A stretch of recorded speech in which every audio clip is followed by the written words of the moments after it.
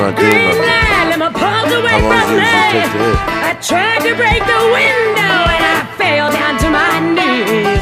Back up, turn around, coming back for more. I do believe he's taking off full speed and locked the door. Lord.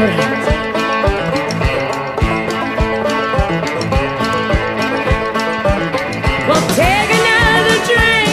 The next round is on me. Tequila, whiskey, beer, or gin. I don't care what you think. I'm getting drunk again, and it won't be long. No, it won't be long. No, it won't be long.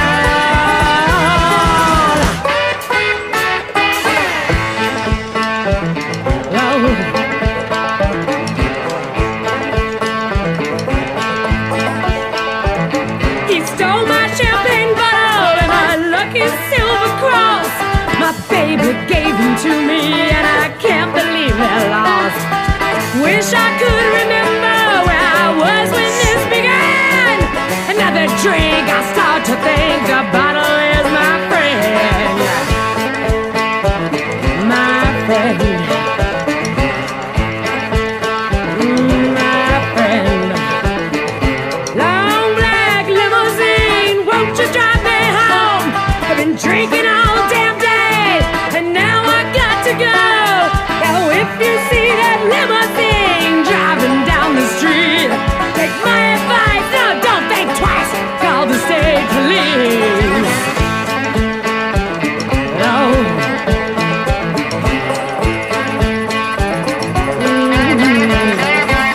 Well, take another drink. The next round is on me. Tequila, whiskey, beer, or gin. I don't care what you think. I'm getting drunk again, and it won't be long. No, it won't be long. No, it won't be long. No, it won't be long. No, it won't be long. Oh, take another drink. The next round is on me. Tequila, whiskey, beer, or gin. I don't care what you think. I'm getting drunk again, and it won't be long. No, it won't be long. No, it won't be long. No, it won't be long.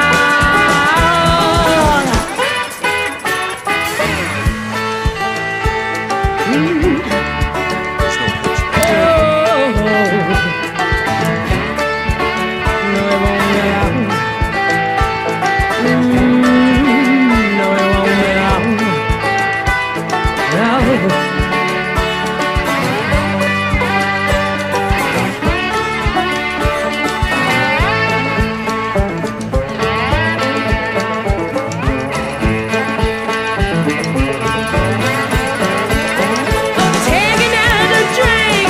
The next round is on me. Tequila, whiskey, beer, or gin.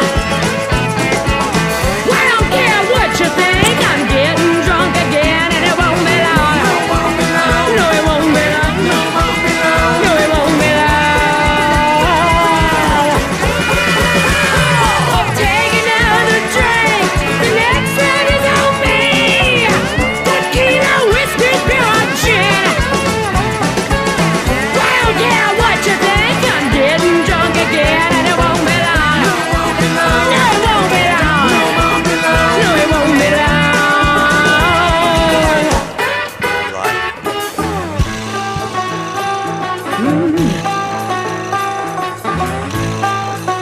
No, it won't be long.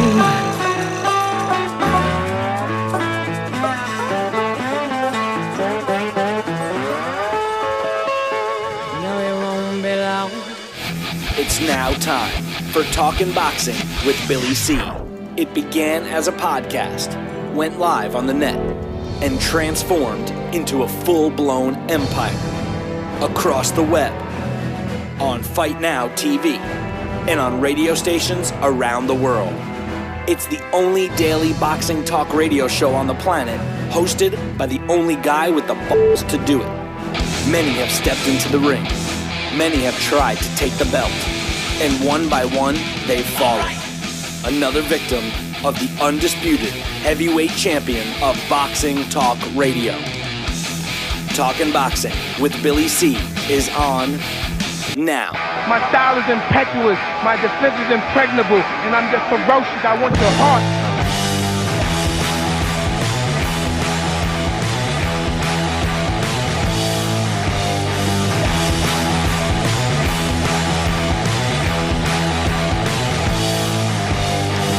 And we're coming to you live from the LDL studio in South Florida. And it's time for Billy C's special Mayweather Alvarez Fight Week Special. I'm Bill Calogero, and it's time for that special. I'm so used to saying it's time for the Talking Boxing with Billy C show. But anyway, this is Friday, final day, except for our special fight night, which is going to take place tomorrow.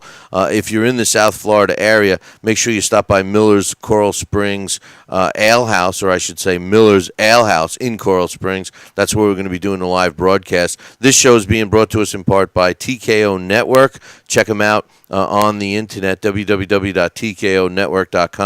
You can friend them on Facebook at the TKO Network or follow them on Twitter at TKO Network. This show is also being brought to you in part by Sal's Neighborhood Pizzeria. Check it out, in my opinion, the best pizza on the planet. Sal Sinicola. It's in St. Simons Island, Georgia. And, of course, my man Ian Grumeza and his great book, The Gentleman Boxer. You got to add this one to your collection. Check out his website, www.iangrumeza.com, IONGRUMEZA.com, to get yourself a copy of that. And also, the Titty Grab game. That's right. Make sure you get your very own copy of the Titty Grab game. All the information can be found on their website, www.tittygrab.com. What we got going on today, we got some final thoughts by some of our normal contributors. Emily Harney is going to be joining us in about a half hour or so. Scotty Krause will be getting his final thoughts, as well as Alex Papali. Now, we also got Sal Sinicola. He's going to be calling, that's right, the pizza guy himself, and the Guinness Book of World Records holder. He's got his official record for making the longest successful comeback in boxing history. He's going to stop by and say hello. And also, I'm going to give you my picks, all that stuff. We're going to open up the phone lines. Hopefully, we'll have some time for that. Remember, we're giving away over $1,500 worth of prizes for everybody that's getting involved with the phone lines, which has been doing very well, actually. I like hearing from you guys, but I got a couple of emails I want to read. First, this is from my man Devin from Bombay, India, and he says, looking forward to hearing your picks for Matisse, Garcia, and Canelo Mayweather. And I appreciate you putting Canelo first, because I love that. I know Mayweather hates that. He says, I hope they don't rob Mayweather, but you've made some interesting points and observations that got me thinking that they may. I'm going for Matisse via a KO and Mayweather on points. And Devin says, let's get popping, man. I haven't heard that in a while. Where did that come from? But I'm going to give my official predictions later. And I got to be honest, on those two fights, I'm going to do my normal thing that I do on Fridays. I'll break them down. Those two fights, I don't know what I'm going to pick, so I'm going to pick them on the fly tonight. All for the last 2 months, I've been saying Mayweather. But I'm really on the fence. It started happening to me yesterday. I got a little birdie telling me, I don't know if it's, a Mayweather birdie or a Canelo birdie, but somebody's telling me to think twice about jumping on the Mayweather bandwagon. So we'll see coming up in about an hour and a half from now. As far as let's get popping, well, that's what we're going to do with another email right here. Devin, thanks for the email. We appreciate that. T. Bruce, haven't heard from a man T in a while. He says, and he's got some interesting thoughts here, long thoughts, so hang tight. He says, I know Ishii is a bum, but I love watching Molina fight. People make it seem like he just punches and then clinches the whole fight, which he kind of does. But he says he did that with Kirkland because Kirkland has that power. Kirkland also has been stopped. But anyway, he says, but he normally outboxes and dominates, and he's got a habit of avoiding those short punches that he's supposed to be countering with. His fight with Lara was almost mystifying. Lara, to me, was supposed to dominate. Normally, when Lara was supposed to land, Molina was vanishing from odd angles. I want to see Molina fight Lucas and Danny, of course, the headline. But that kid, Ashley Theophane, they say he's similar to Molina. crafty, awkward, and tough to land on. He says, I want to see him fight as well. Before I go on, I'm very familiar with Ashley Theophane, and he's a really good fighter. The problem, the knock on Ashley, is that sometimes he just gets lackadaisical in the ring and doesn't throw any punches. And, I know T is a fan of the sweet science, but you know what? I don't care how good you are. I don't care how many punches you avoid or how many counter punches you attempt to land. The bottom line is you got to land punches. You got to throw punches. A guy like Molina, a guy like Ashley Theophane, or even Floyd Mayweather, you could be great defensively, but if you're not throwing enough punches, you're not gonna win the fight. But anyway. He goes on to say, I've been so busy and I've been dealing with what I call 30 days of doom, in which I make a dime bag last until the fight. Well, maybe you should spend a little more money, man. What do you mean? Come on, man. You expect a $10 bag to last you for the fight? Come on, man. But anyway. Anyway, he says, hey, I'll read it. He says, my weed man has retired. Hey, where are you? Are you in California? You can't just go to can't you get a prescription or something for it? Come on, man. He says, I've been waiting patiently, and now it's fight time, and I'm all ready to go with my supplies. He says, I was blown out of my mind listening to your show, and out of nowhere, I hear the term titty grab, and it was so left field. As far as, whoa, it's a game, man. Check it out. Watch it, and you'll see. Watch it, and you'll see. He says, as far as Oscar's addiction to me, it's all BS. I cannot imagine Oscar shaking on the ground, passed out and overdosed like some serious situation. I always felt like he was one of those celebs that had a healthy habit opposed to a serious addiction. I more so imagine his wife catching him snorting than they have a blow-up argument, and she demands that he goes to rehab. I think the media knows about his problems with the drugs, and to me it seemed like it was an easy lie to tell. And like I said before, if it was me, nothing would keep me away from this fight. My grandmother lives next door to me. If she came over and stood in front of the TV for too long, I may F around and think that I'm Mayweather, and the way I blindside her with a straight right. You're pretty vicious, T. He wants to slap his grandmother around as she's blocking his view from Mayweather. He says, of course that would be my natural yet unintentional response. Sort of like, is that a legal sucker punch, T? He says, let me just, this email. Molina, you think he's interesting, cool. Ishii is a bum. I wouldn't call him a bum, but he's definitely not exciting, in my opinion. But as far as the addiction with Oscar goes, I don't know what to think about that, to be honest with you. I think he's fallen into the, he needs somebody to help him beat it thing. And, most serious addicts that either have an alcohol problem or an addiction to like painkillers usually need help. Other than that, I have no idea. I really don't. He says, Oscar may not be sinister, but I also feel that he's so used to working with Floyd that he feels his loyalty has run its course. And if he doesn't care about going out of his way to show the loyalty, when I look into Oscar's eyes, I see a shiesty promoter that would stab Floyd in the back. Oscar don't give a crap about Floyd. You know what? What, you don't think Floyd would stab Oscar in the back? Listen, you guys all think Floyd is so great. He's a scum. He really is. He's a scum. And he's already stabbed Oscar in the back. So, and he's already said that Oscar's jealous of him and everything else. So I'm not buying into that at all.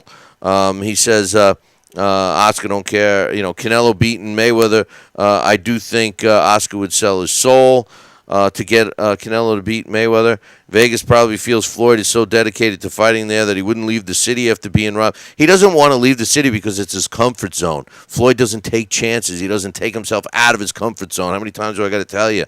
That's Floyd. That's the difference, in my opinion, between Floyd Mayweather and other great fighters. Other great fighters stepped out of their comfort zone. They fought, challenged themselves. Floyd doesn't. and that's what kills me with all these diehard Floyd fans. How you just, you drank the Kool-Aid. You believe his BS. It's the same analogy if you're a baseball or football or basketball fan and that team is playing the crappiest team every week or every night and they finish undefeated. How can you say they're good? It's a joke to me. It's a joke. But anyway, he says, I also hear that Canelo is currently 155, training in a plastic suit, and currently contemplating contacting Mayweather's team to negotiate a penalty for him to come in at 153. Maybe Oscar feels stupid for saying Canelo couldn't make the weight. Now he doesn't want to show his face. I don't know. He has a reason for missing a fight over this silly rehab lie. Listen, man, it's 2 pounds. If Canelo doesn't make the weight, what's Floyd going to do? Not fight? Floyd's going to fight. He's going to make some kind of a fine, even if it cost him $1 million. It's still going to happen. If I'm Canelo, I would have been planning that the whole time anyway. I wouldn't have worried about that 2 pounds, just like Floyd did it. And if Floyd made a big deal about it, you could say, hey, Floyd, you did the same thing. So anyway, listen, we got another email. This one's from my man, Mac, man. But it is kind of a long one here, so I kind of want to wait until after the break. So after we come back from the break. Now, don't forget, if you're in the South Florida area, Coral Springs, anywhere in South Florida, make sure you mark down to come out and join us. We're going to be at Miller's Ale House. It's located on 1915 North University Drive. That's in Coral Springs. It's going to cost you $10 to get in. It's a beautiful place. They got those TV screens all over the place in there. Food is great. The people are great. They got an outdoor patio. They got indoor air conditioning. It's going to be packed. They got some specials going on, too. $7 for a pitcher of Miller beer. $8.95 for a bucket of buds, and I know for a fact that that's a good deal. My man John from LDL TV was throwing down a couple of buckets last night. So yeah, they're there, and for $5 you can get double shots of well drinks, which is what I'm shooting for you guys to be buying for me. Double shots of scotch. So make sure you show up there. If you want to call for directions or something, ask for my man Kenny or Tony at the Miller's Ale House in Coral Springs. Hey, listen, we're going to take a short break. When we come back, I got another email. I got some fight results from yesterday. They did have a fight card yesterday. We'll talk about that. And also the meltdown from Angel Garcia, some predictions from Lennox Lewis. All of that stuff's coming up in about 2. Boxing. Boxing is more than a sport. Boxing is a lifestyle. A lifestyle to be found on TKOnetwork.com. TKO Network delivers free boxing action from around the globe to your computer, tablet, smart TV and smartphone. TKO Network offers viewers a variety of original programs. TKO Network, the world's ringside seat. Coming soon. Titty Grab, a game of cards, friends, and titties.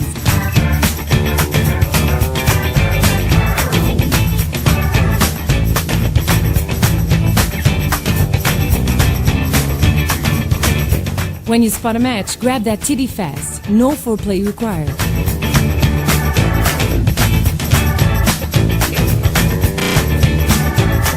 Titty Grab is full of temptations. Control yourself or you'll pay the price.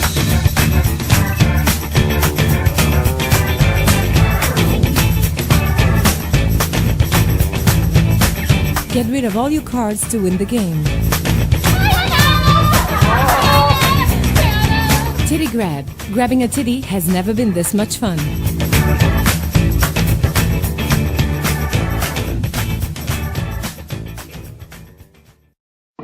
LDL TV streaming live to you the best in amateur USA and Golden Gloves events, professional boxing, live mixed martial arts, major concerts, music, comedy, special red carpet events, professional pool, beach volleyball, car racing, boat racing, live corporate events, and much, much more. All live to you in crystal clear, smooth streaming video. LDL TV, live down the line, the best every time. Hi, Billy C here. I want to talk to you about Sal's Neighborhood Pizzeria and Ristorante Italiano. Sal's Neighborhood Pizzeria and Ristorante Italiano serves the freshest and finest homemade Italian cuisine with Sal's family recipes from the old country. Sal's incredibly delicious brick oven pizza is the best pizza I've ever had. And I'm from New York. Come join us today on St. Simon's Island in the beautiful Golden Isles of Georgia. We're located at exit 29 off of I-95. Sal's is open for lunch and dinner Monday through Saturday, with private parties available on Sundays. For more information, call 912-268-2328 or go to salsneighborhoodpizzeria.com. Sal's Neighborhood Pizzeria and Ristorante Italiano, where new faces become old friends, and our family tradition is to serve you the very best. As a young boy, all Billy C. dreamed about was one day having his own catchphrase. And we're back. And we're back. One boy, one dream, one day, everyone will say. And we're back. And we're back. And we're back. And we're back. And we're back. And we're back. Catchphrase coming soon to a theater near you.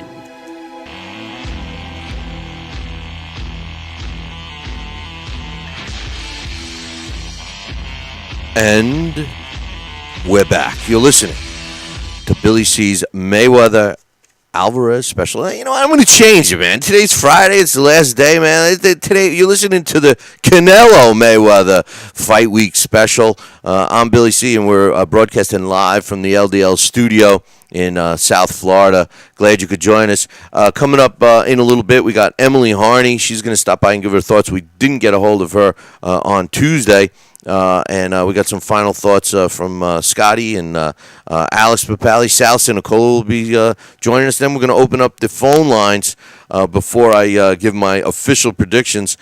Don't forget, we're going to be broadcasting live tomorrow night from 8 p.m. Eastern Time until 1:30 at least a.m. Eastern Time. We're going to be coming at you live from Miller's Ale House in South Florida. It's located on 1915 North University Drive. So make sure you stop by. It only costs $10 to get in and see this fight and the rest of the card. Not sure what is so difficult about, here's the thing. For all you guys that can't figure out which stream to click, if you go to ldltv.com and click the top stream, there are no commercials. All right, so I mean, come on, everybody try to use your brain and click it. It's very frustrating to keep seeing people say, "Oh, I can't figure it out. I'm a moron. I can't click it. I don't know. It's so hard. I'm not going to watch the show." Please, you know what? If you're that stupid, maybe you shouldn't even watch the show. I don't know what to tell you. But anyway, MacMan2 says, I've been wanting to finally send you something. Well, I didn't get anything in the mail. What do you? Oh, you mean the email? He says, I think that every fighter has a legacy for different reasons. I think every fighter has ducked except Ali. You mean head duck? I don't know. Sugar Ray Robinson didn't really duck anybody. I know we could say that Charlie Burley. He ducked Charlie Burley, but that was for other reasons, really. I always say it because I'm a Charlie Burley fan, but the reason why, I never finish it, all right? I always say, yeah, he only publicly said that he wouldn't fight Charlie Burley, but the reason was that Charlie Burley made everyone look bad. That was the reason why Sugar Ray Robinson didn't do it. But anyway, he says, except for Ali, he was the only fighter who felt he could fight anyone. I should have finished your sentence because you make a lot more sense there. He says, I think Pacquiao has fought a bunch of bums at higher weights, but does that discredit the fact that he still climbed the weight classes? I don't like Pacquiao, but I can't take those weight classes away from him. With Floyd, I don't think I have ever heard of a fighter that skilled who can dominate the entire fight without being grazed. I don't see Floyd as Pernell or a Pep. Those guys are typical I'll bet great defensive fighters, but Floyd is more than that. He's a masterclass counterpuncher, exceptionally. Excuse me, I was getting sick there for a minute, but let me try to finish. Exceptionally accurate, the ability to adjust to anything. Any of you guys got any Tums or anything? I'm starting to get nauseous in here with all this Floyd love. He says, anyway, I've never heard of this combination of skills in one fight. You never heard of Sugar Ray Robinson? Never heard of him? Never heard of Sugar Ray Robinson, did you? Did you ever hear of Sugar Ray Leonard? How about Tommy Hearns? Did you ever hear of these guys? You ever heard of them? But anything. Anyway, he says, in skills in one fighter ever, he says, capitals. He says, I think based on skills, Floyd is probably the best fighter of all. He says, not best as in greatest. To me, greatest is accolades. I mean best as in skill set. He is literally the best fighter I have ever seen. And I watched a lot of boxing. People make it seem like he cherry-picked random bums from Mexico, but everyone he fought since the Juan Manuel Marquez fight is really what made his fight list better than before. He just dominates top fighters. I honestly think that what he does in the ring is going to blind people from that fact that he ducked Pacquiao, and he did duck Pacquiao, he says, and I'm not biased. He says, I think that when you see him in the ring, in that moment, you're not thinking about what he did outside of it. In that moment, I'm thinking, man, this is the best fight I've ever seen. Okay, maybe it's the best fighter you've ever seen, and maybe it's the best fighter, which he is, of today, which you can't deny that. He's clearly the best fighter of today, but he's not the best fighter ever. That just makes me sick, and I just can't believe that people believe that. It really gets me going when people. I guess I shouldn't have finished that whole Red Bull, huh? But it really gets me going. But anyway, the Red Bull too. But anyway, he says, let's see, where did I leave it off? I think he's the best. I'm thinking in this moment, I'm thinking this is the best fighter I've ever seen. He says, I have to rate Floyd top 5. And if I'm pushed, I may even put him in higher based on all his skills. I think his skill set would overwhelmingly outshine him not fighting Pacquiao. Because if you're the best, I need to see skills you call that. I remember seeing Sugar Ray Leonard in his prime, and the guy was fast, but not really a perfected technician. Or Hearns, Hagler, Duran, and we have to remember Sugar Ray Leonard actually lost to Duran at welterweight. He says, I think Floyd would blow that boy out of the water at welterweight. Did he say not a perfected technician? No, that's what he was calling Sugar Ray Leonard. That's what I'm saying. No, I know. He wasn't a perfected technician? Go back and watch the film. He says, as far as 135, let's not discuss that. I enjoy the show. I can't wait for the fight. MacMan, thanks for the email. Here's the thing. First of all, I don't want to take anything away from Floyd Mayweather. As far as today's standards, I really don't. Because today's standards and based on today's fighters, he's clearly among the best, if not the best. I'm glad you admitted that he ducked Pacquiao because he clearly ducked Pacquiao for good reason, too. And I've always said this. The reason why he has ducked Manny Pacquiao is because Manny Pacquiao is not a fighter that he can figure out quickly. So I agree. And I also agree with this. I agree that he has seeked out the best opposition since the Juan Manuel Marquez fight. So I really like the way you worded that, MacMan, because I agree with that. And I have also said that, should he get by Canelo Alvarez tomorrow night, who's left for him? I mean, he has pretty much defeated the field. So I give you all of that. But here's my problem. Once you get, I accept the fact that he's the best fighter of today. I accept the fact that he's pound for pound number one. I accept all of those things. But what I can't accept is that he's the greatest of all time. And the reason why is simply because he has not challenged himself to the max. He has not made himself, he has not separated himself by seeking out better than just the best guys. And what I mean by that is, and I use an example. I know we talked several weeks ago about Triple G. Now, Triple G, I think Floyd could beat Triple G. I think he's got the talent to beat Triple G. But for him to fight a guy that much bigger and technically stronger and win, to me, speaks volumes. But if you don't want him to go that big, another move, I was saying this earlier in the week, is to move down in weight and fight the winner of the Garcia-Matisse fight.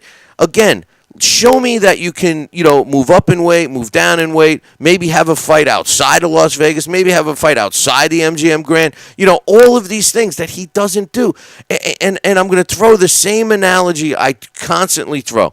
You can't be a great team, football, baseball, basketball, hockey, forget hockey, but you can't be a great team if you're playing the worst team all the time. You just can't be. You can't judge, did you see that run? Did you see that pass? Did you see that basket? When you're playing, midgets. If you're playing midgets and you're 6'9" tall and you're playing basketball and you're dunking on the midgets all night long, does that make you a great basketball player? No. And that's my hang up with Floyd. If you're going to say, hey, he's the best today, he's fighting everybody that's there in his weight class in Las Vegas at his place, can't argue. We'll see. Tomorrow, maybe a tougher fight than I thought initially. We'll have to wait and see. As far as Sugar Ray Leonard, I think you're wrong about him. Him losing to Roberto Duran.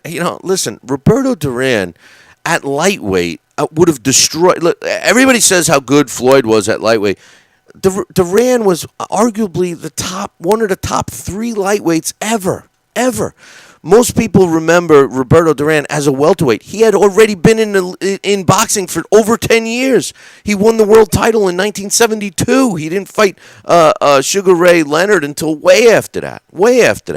Go back and watch the Kenny Buchanan fight from Madison Square Garden and tell me that any Floyd Mayweather would have beaten him. And don't throw the No Mas fight in front of my face. That was just clearly a frustration thing, and he was like, no Mas, I don't want to fight anymore. I can't, whatever. That doesn't, to me, listen, John Scully made the greatest points when he was on the show earlier in the week. He says, every fighter says, I will never quit. I will never get knocked out. I will never do this and never do that until they're faced with that in the ring and they quit or they get knocked out or they do this or they do that. And that's the same thing. Floyd says, I am mentally the strongest. I will never quit. I will die before I quit. We'll see. We don't know that because he's never been tested. Hey, listen, we're going to take a short break. When we come back, we're scheduled to have Emily Harney join us, give her final thoughts on the big fight. We got Salsa Nicola calling in. We'll get his thoughts and get his thoughts on not only the fight but some other stuff. Scotty, Alex might call in a little bit later, and you guys are going to call in because we're going to open up the phone line. We still got tons of prizes to give away, so don't be scared. You got to call in. We'll be right back. Boxing is more than a sport. Boxing is a lifestyle to be found on TKOnetwork.com. TKO Network delivers free boxing action from around the globe to your computer, tablet, smart TV, and smartphone. TKO Network offers viewers a variety of original programs. TKO Network, the world's ringside seat, coming soon. Titty Grab, a game of cards, friends, and titties.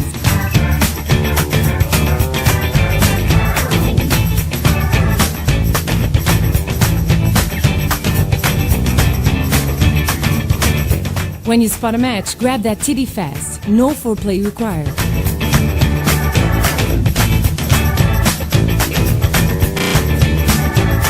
Titty Grab is full of temptations. Control yourself or you'll pay the price.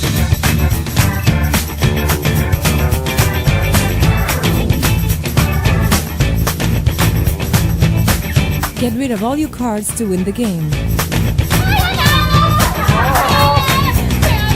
Titty Grab. Grabbing a titty has never been this much fun.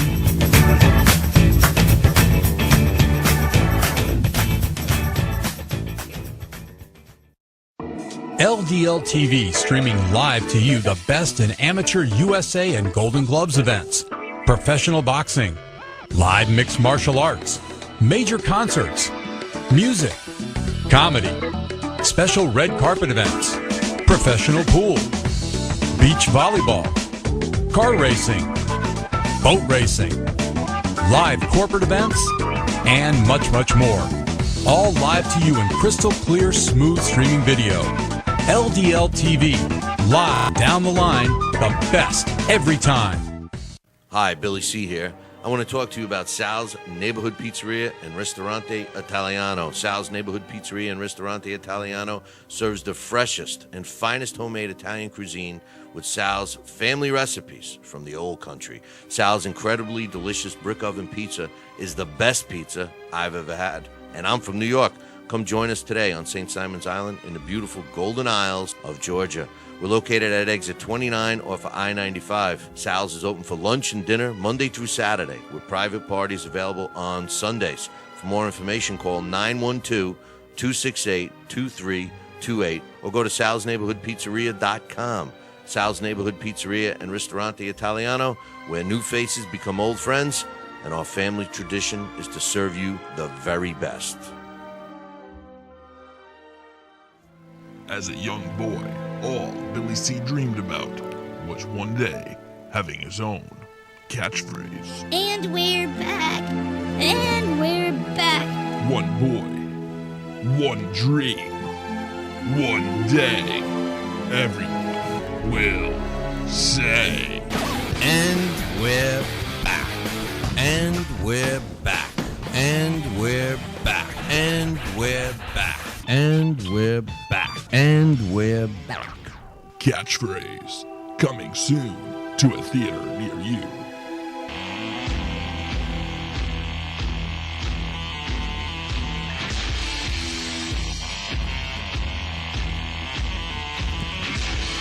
And we're back. You're listening to Billy C's Mayweather Alvarez Fight Week Special. And this Fight Week Special is being brought to you in part by the TKO Network. Check them out, www.tkonetwork.com. You can follow them on Twitter at the TKO Network or friend them at Facebook.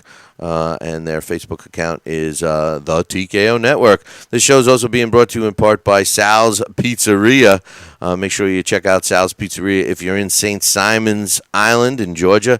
You won't regret it. I drove all the way from New York to get a couple of slices. All right, so I ate a whole pie, all right? I ate a pie while I was there. It was worth the ride. Also, my man Ian Grumeza and his fantastic book, The Gentleman Boxer. You got to add this one to your collection. Real easy to get. You know what? Just visit our website, www.BillyCBoxing.com, and click on one of the banners that say Gentleman Boxer, and it'll take you either to Ian's site or also Amazon. And, of course, the titty grab game. I know. But, hey, if you like to grab titties, you'll love this game. Check it out, www.tittygrab.com. And I hate to do this because this is a segue, but joining us right now is Emily Harney. What's up, Emily? How are you?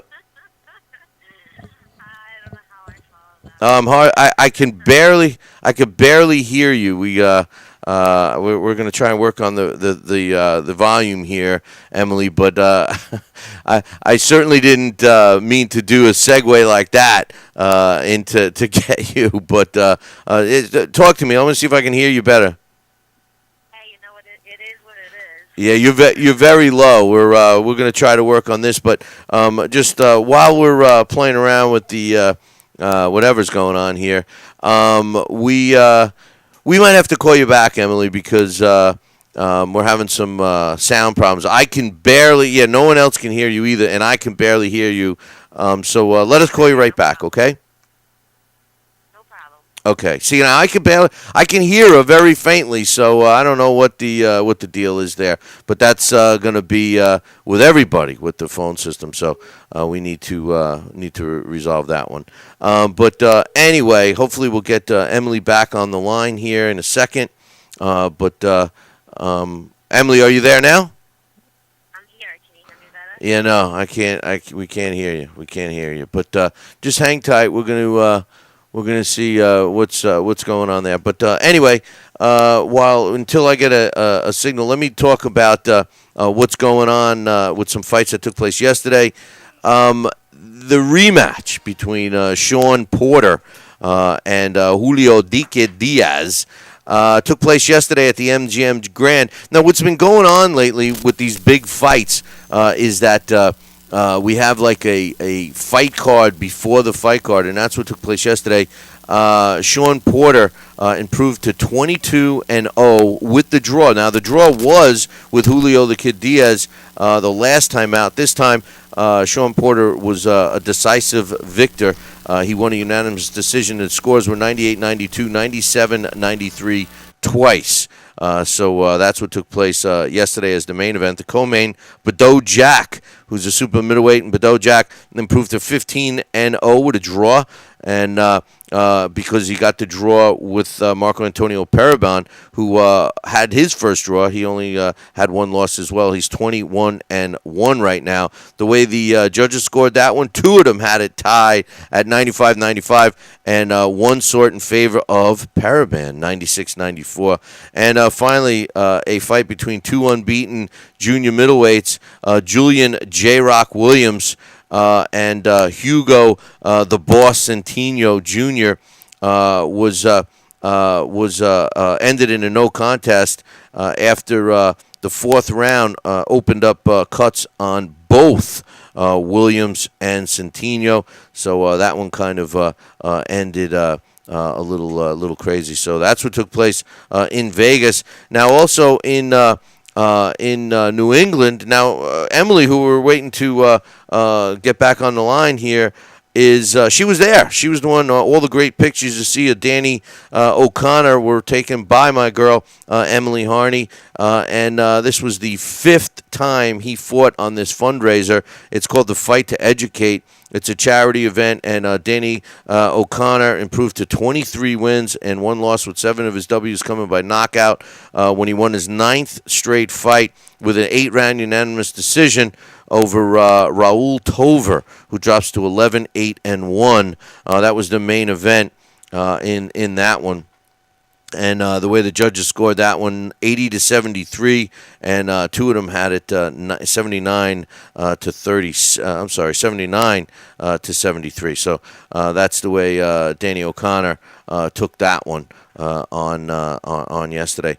Also, they're talking about a rematch for Johnny Gonzalez and also Abner Mares to possibly take place in December. On December 14th in Las Vegas.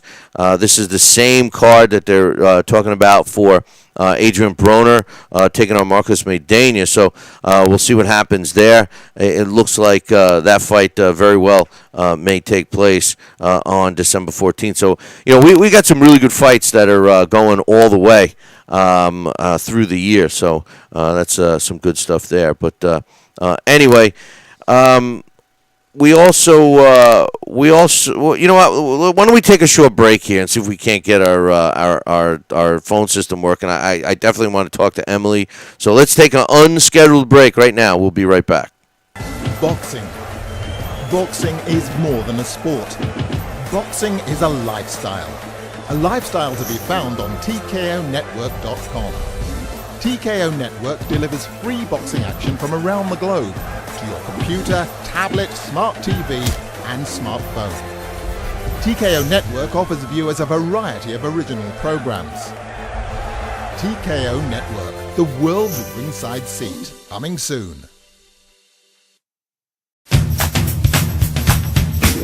Titty Grab, a game of cards, friends, and titties.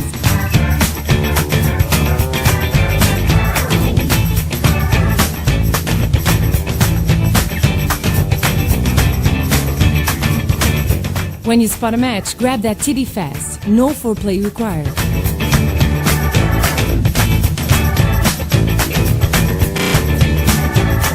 Titty Grab is full of temptations. Control yourself or you'll pay the price.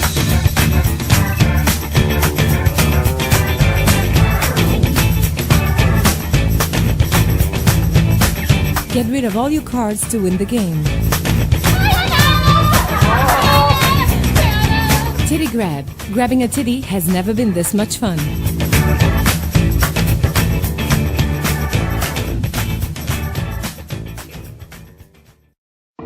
LDL TV streaming live to you the best in amateur USA and Golden Gloves events, professional boxing, live mixed martial arts, major concerts, music, comedy, special red carpet events, professional pool, beach volleyball, car racing, boat racing, live corporate events, and much, much more. All live to you in crystal clear, smooth streaming video. LDL TV, live down the line, the best every time. Hi, Billy C here. I want to talk to you about Sal's Neighborhood Pizzeria and Ristorante Italiano. Sal's Neighborhood Pizzeria and Ristorante Italiano serves the freshest and finest homemade Italian cuisine with Sal's family recipes from the old country. Sal's incredibly delicious brick oven pizza is the best pizza I've ever had. And I'm from New York. Come join us today on St. Simon's Island in the beautiful Golden Isles of Georgia. We're located at exit 29 off of I-95. Sal's is open for lunch and dinner Monday through Saturday, with private parties available on Sundays. For more information, call 912-268-2328 or go to salsneighborhoodpizzeria.com. Sal's Neighborhood Pizzeria and Ristorante Italiano, where new faces become old friends, and our family tradition is to serve you the very best. As a young boy, all Billy C dreamed about was one day having his own catchphrase. And we're back. And we're back. One boy, one dream, one day, everyone will say. And we're back. And we're back. And we're back. And we're back. And we're back. And we're back. Catchphrase coming soon to a theater near you.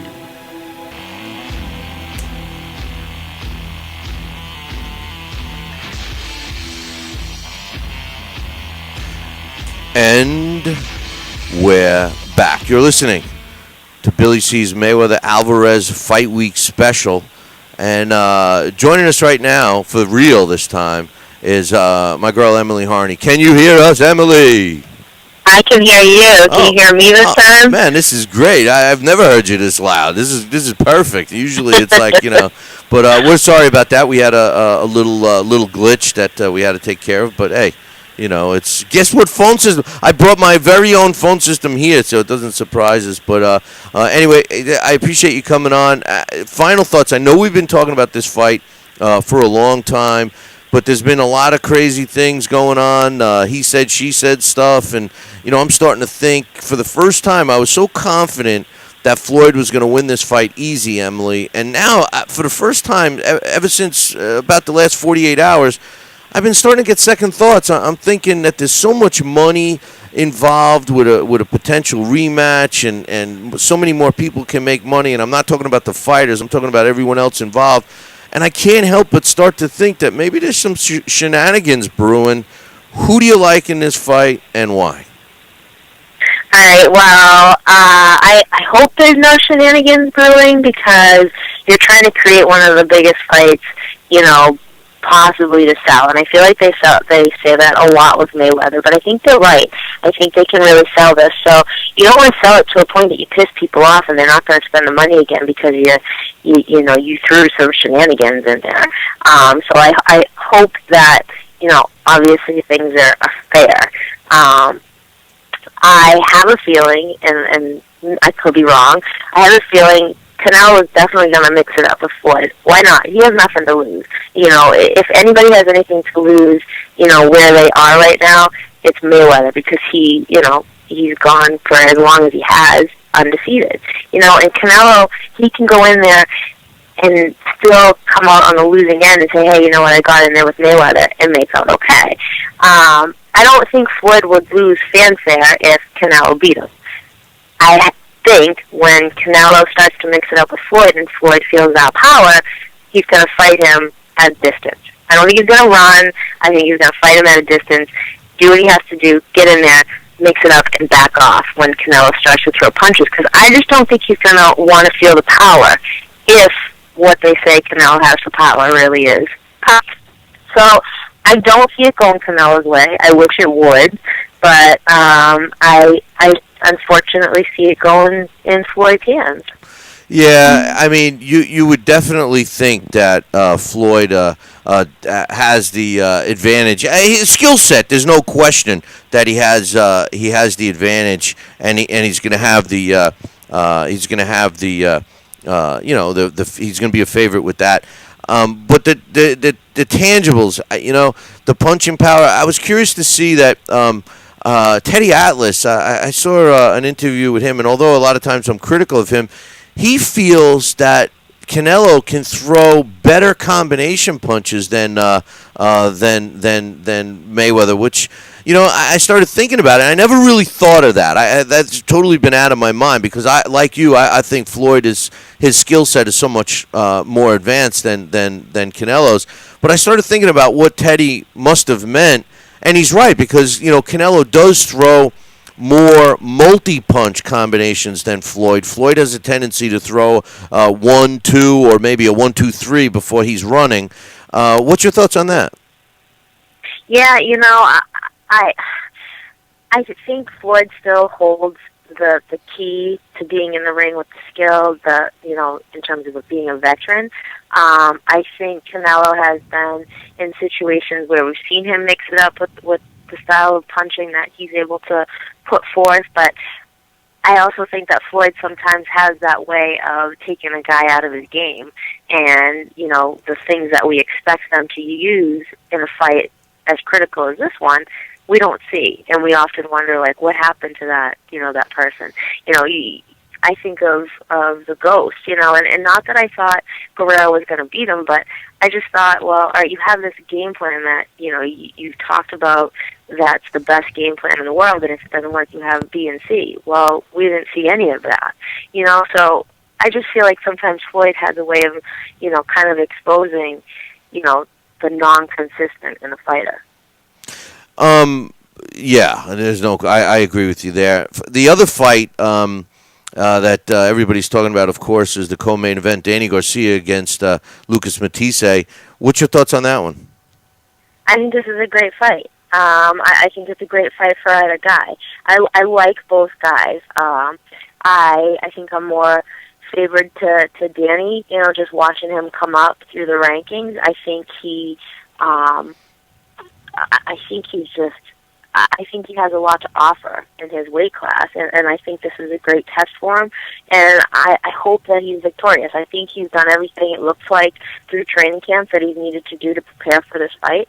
I think it always has the potential to be a dangerous fight, but I do think Danny can hold the upper hand here. You think, because I'm torn on that one. I love Danny Garcia, and I think he's a technically sound fighter. Plus, he's got some pop, and my only question mark with him is his defensive skill, and that's right into Matisse's hand. Matisse's just a beast. I mean, even you look at the two losses that he had. I think he won both of those fights. That's a tough one. Honestly, I'm not even making my official pick till I break them down later on. But that's a tough one. That really is.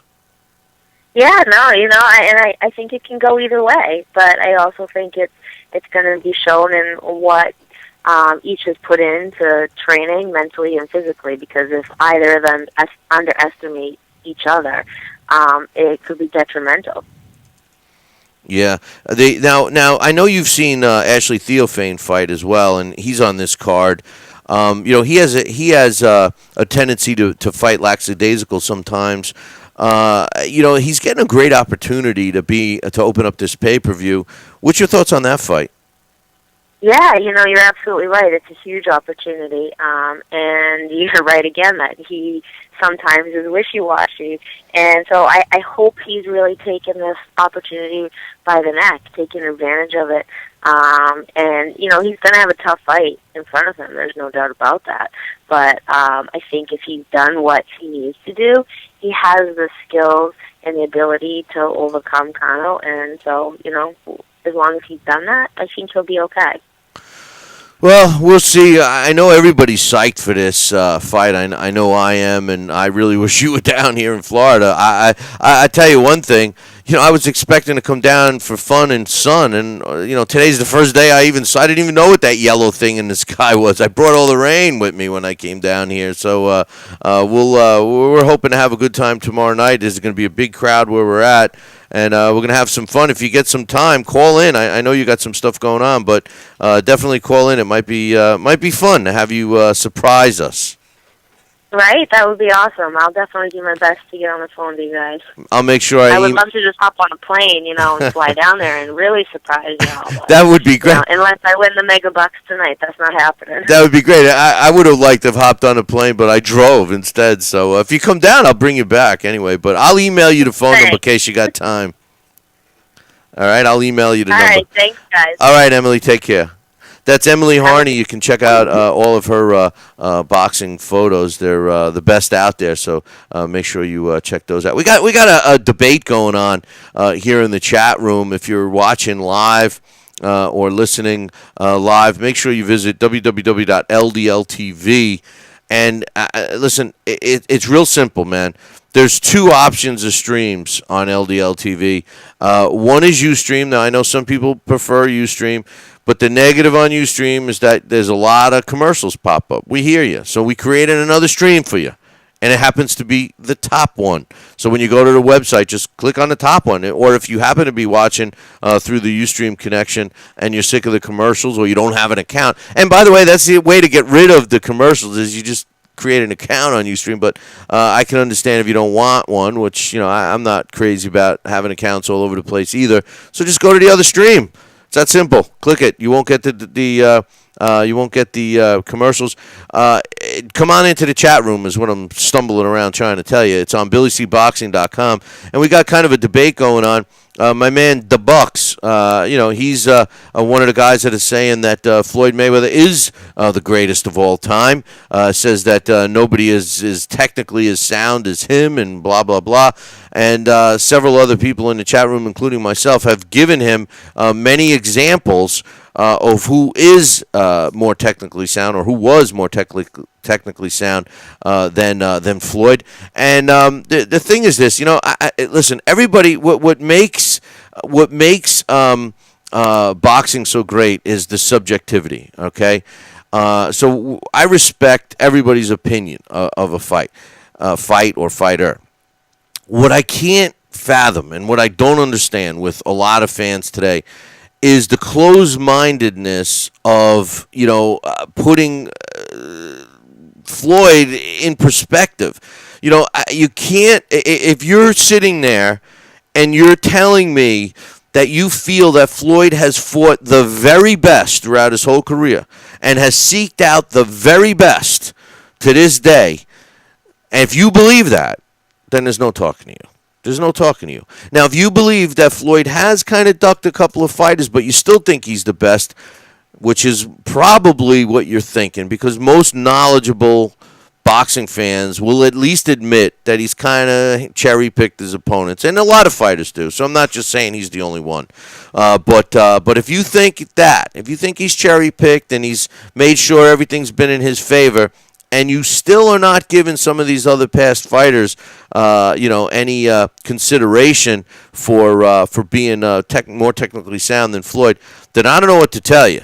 Because the very simple fact that when you choose from a bigger pool of fighters, a good book to read for statistics, it's not a book for, like a captivating read. And I hope Mike doesn't get mad at me, but Mike Silva wrote a book. It's called The Arc of Boxing, The Rise and Fall of the Sweet Science. Now, this particular book is based upon all the statistics of boxing and why boxing of yesteryear was better. The pool of fighters was bigger. So, you had, for example, in the 40s, it was, over 2,000 fights, 2,600 fights, cards alone in New York State. There was 1,800 licensed boxers alone in New York State. This is just one state. In 2006, there was something like 38 fights in the state of New York and less than 50 registered boxers. So with that thought process alone, the pool of fighters being so much greater back then, how can you say one guy today is that much better than all those fighters? Talking about throwback fighters, joining us right now, I mean, when you think of throwback fighters with a capital T, this guy fits the mold. My man, Sal Senecola. What's up, brother? Sal, you there? I thought he was there. We can get him back. And, he's clearly a throwback fighter, and he makes a good pie, too. But anyway, I'll go back to what I was saying. Floyd Mayweather Jr. Is a fighter that is great by today's standards. Really, there's, with the exception of maybe a Manny Pacquiao, there's nobody that you can really compare him to. But when you start making outrageous statements like, he's the best of all time, that kind of drives me insane. Anyway, talking about throwback fighters one more time. Please record your message. When you have finished recording, you may hang up or press 1 for more options. To leave a callback number. We're going to be taking a break. We're taking a break right now. We'll be right back in 2 minutes. Boxing. Boxing is more than a sport. Boxing is a lifestyle. A lifestyle to be found on TKOnetwork.com. TKO Network delivers free boxing action from around the globe to your computer, tablet, smart TV, and smartphone. TKO Network offers viewers a variety of original programs. TKO Network, the world's ringside seat. Coming soon. Titty Grab, a game of cards, friends, and titties.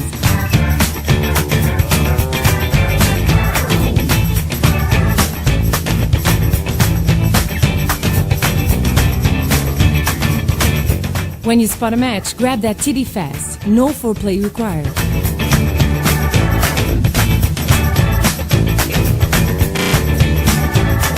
Titty Grab is full of temptations. Control yourself or you'll pay the price.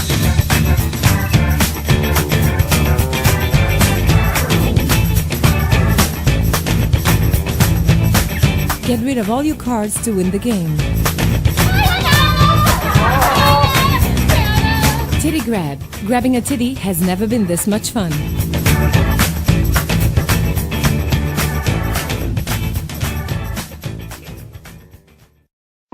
LDL TV streaming live to you the best in amateur USA and Golden Gloves events, professional boxing, live mixed martial arts, major concerts, music, comedy, special red carpet events, professional pool, beach volleyball, car racing, boat racing, live corporate events, and much, much more. All live to you in crystal clear, smooth streaming video. LDL TV, live down the line, the best every time. Hi, Billy C here. I want to talk to you about Sal's Neighborhood Pizzeria and Ristorante Italiano. Sal's Neighborhood Pizzeria and Ristorante Italiano serves the freshest and finest homemade Italian cuisine with Sal's family recipes from the old country. Sal's incredibly delicious brick oven pizza is the best pizza I've ever had. And I'm from New York. Come join us today on St. Simon's Island in the beautiful Golden Isles of Georgia. We're located at exit 29 off of I-95. Sal's is open for lunch and dinner Monday through Saturday, with private parties available on Sundays. For more information, call 912-268-2328 or go to salsneighborhoodpizzeria.com. Sal's Neighborhood Pizzeria and Ristorante Italiano, where new faces become old friends, and our family tradition is to serve you the very best. As a young boy, all Billy C dreamed about was one day having his own catchphrase. And we're back. And we're back. One boy, one dream, one day, everyone will say. And we're back. And we're back. And we're back. And we're back. And we're back. And we're back. Catchphrase coming soon to a theater near you.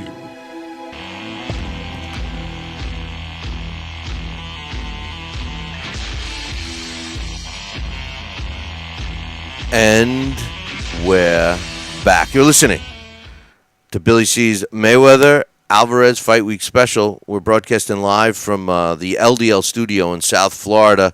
This special week is being brought to us in part by the TKO Network. Check them out, www.tkonetwork.com. Follow them on Twitter at the TKO Network, or friend them on Facebook at the TKO Network. Also, This Fight Week Special is being brought to us in part by Sal's Pizzeria.